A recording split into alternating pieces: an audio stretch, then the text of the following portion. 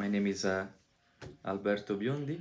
I am the parochial vicar of Mother Seton for the next 6 days. I was ordained 7 years ago, and I was transferred here from St. Catherine Labouré.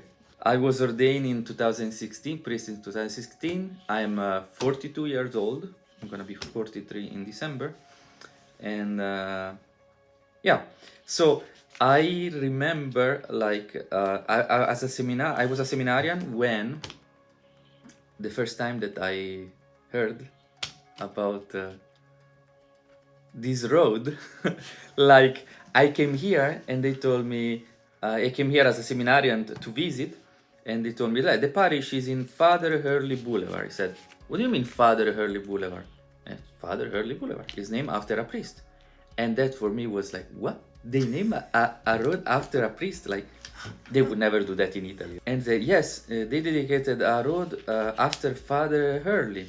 And I said, why did they do that? And they said, because Father Hurley was instrumental to not just to organize the parish, but to organize, they told me, to establish a community, the community of Germantown. So even the structure of the community in Germantown. So so when the church came around, they said that this is exactly what they wanted to do. They wanted to give him this memento of gratitude for all the job that he had done.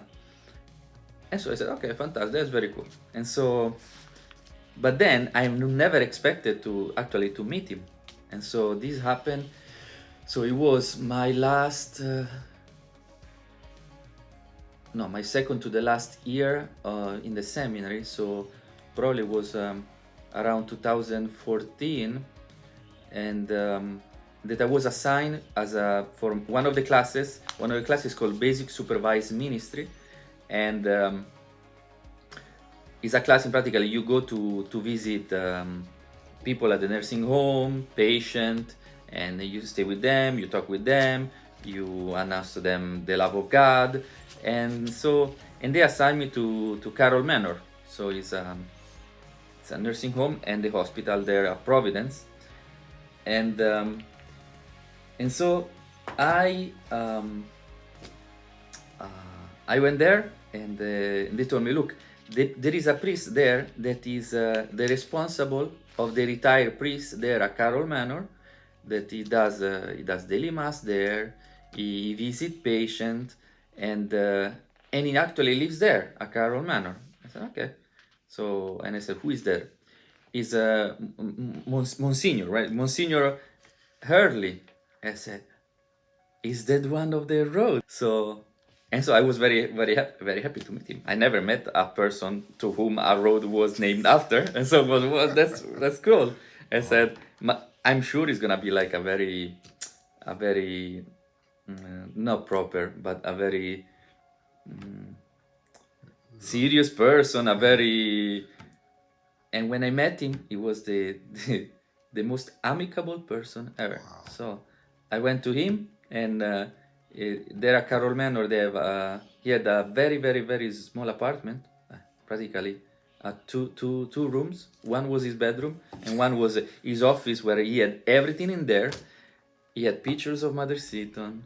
He had pictures with his old parishioners, and he was surrounded by pictures, and that tells a lot the kind of person that he was. He cherished every relationship that he had. That is one thing that really touched me. I did not even know that I was going to end up in this parish, but I was very curious to know about his life, and he was telling me his life through his pictures, and it would be interesting to know what happened to all this. I don't know if he still has family, or maybe they have something there at Carroll Manor, so it would be very interesting to go check it out. It goes straight to the essence. Like it seems that when he talks to you, it's just a chit chat, but he knows exactly what to ask you. So like, because he knows what kind of question to ask in order to know you better. Mm-hmm. And so So I realized that when he was asking me questions, not just because he was my supervisor there at Carroll Manor, but because he was really interested in my life. That is really what struck me. He was interested in people.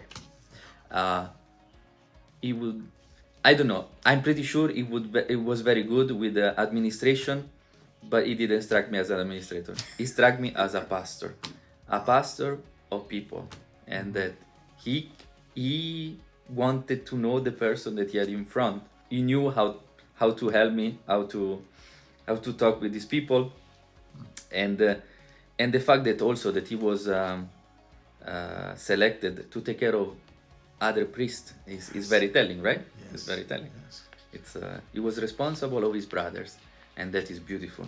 And I heard also from some parishioners here that he was, how do you say, breaking himself in order to help people and to help them to meet Jesus Christ concretely, not just as a theory. He was looking for people. So he built this church because he knew there were people that needed, there were sheep that needed to be part of a flock. The love of God doesn't matter in what you do. The love of God, it matters because you are you. The church are the people. The church is not the building. You have to take care of the building because this is where the people meet. But the church is the people. And so, since he was a people person, this is what I'm going to remember, and I'm going to take with me from this experience and from having met him, that the church of the Catholic Church is the people.